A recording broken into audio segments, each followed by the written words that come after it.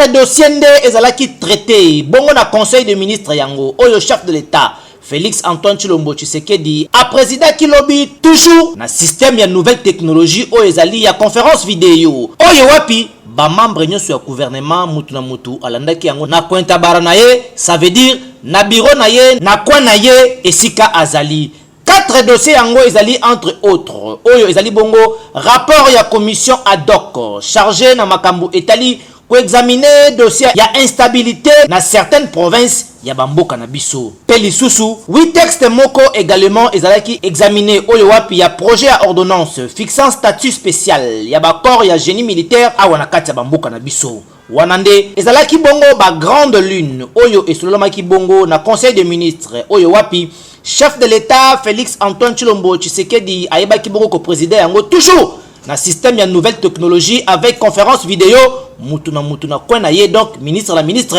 alandaki yango na bureau na ye na cadre toujours ya système ya confinement pe ya mwana na mwana yebela pona kuboya maladie oyo ya coronavirus boyende ezalaka.